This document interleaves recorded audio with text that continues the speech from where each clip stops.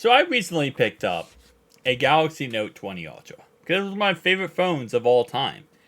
And, well, I got scammed.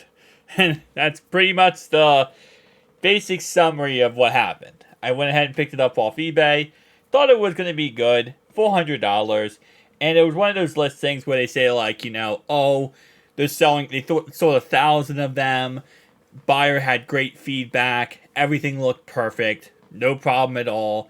Did an unboxing, found out it was a scam. It was a cloned version of the Galaxy Note 20 Ultra, and it wasn't the actual legit phone. So I was going to return this phone and go ahead and get my money back, whatever. But then I had an idea, right? Because you gotta keep in mind, I am a content creator, I have a tech channel, I have an idea. How can I take this L, right, and turn it into a good video idea? So here's what I decided to do. I decided, well, if this is a fake phone, like clearly it is, the bezels are completely off and nothing matched when I got it out of the box. Literally, the box said it was a bronze version, and I got a white version, so, and yet the box is technically sealed. I digress. I thought, why not turn this into content, right? So, I went ahead and went out there and bought a brand new Galaxy Note 20 Ultra. This time, a Samsung version, not a fake version. To compare these two, the fake version and the real version, to see how much difference really there is. And you might say, well, why didn't you just buy a newer clone and compare it to a newer phone? The reason why I didn't do that is because of the fact this clone is so amazing. And a lot of clones on the market simply, well, yes, they're very similar. They're not one for one. This is almost to a point where it's one for one except for the bezels. So I wanted to compare the two phones. First thing I wanted to do was pick up a phone case, though, for both of them. See if they both fit the same phone case. Really get the test. So I got two of these same exact phone cases right here. And that's when the problem happened. So I'm not a person who likes to use phone cases. I don't. I like to use my phone bare. And for the most part, I've never had a problem with it. I have never smashed/dropped and broke a screen in my life. Not one single phone in my life have I ever dropped and broke. I've been really lucky, I will say, that has not happened. As I'm going to pick up a phone case today, for this phone, again, I'm keeping this phone for video's sake, and for the new phone I'm getting, I get out of my car, and this drops out of my pocket.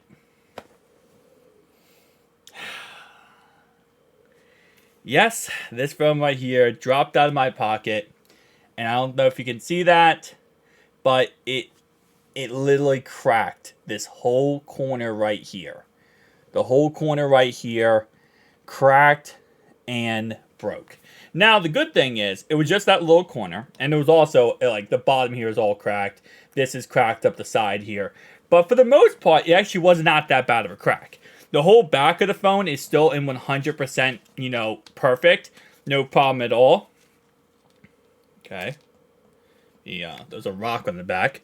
The back is not cracked at all. It's literally just the little corner front display. Which is actually a huge positive at the end here, right? Is what the positive is, the phone screen works perfect. No problem at all. It's just that there's that little crack at the bottom here. That, is like gashed out. And the worst thing is, it fell and hit right on the side of the S Pen. So I don't think it would have cracked on this side, but on this side is literally the S Pen where, you guessed it, there's a hollow area for, there's just screen and nothing below it. So this is the most fragile point of the phone. So, what are we going to do?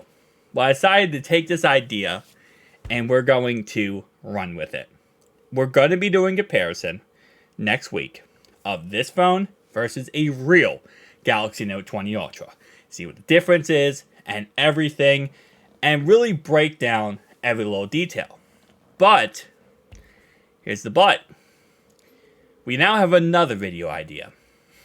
Because of this. I'm going to be getting a screen replacement of this phone. And I'm going to connect a screen replacement of the Galaxy Note 20 Ultra to the actual screen, without the bezels and crap like that. we're going to take apart the front screen, the back screen, and we're going to see in a separate video what's inside this phone.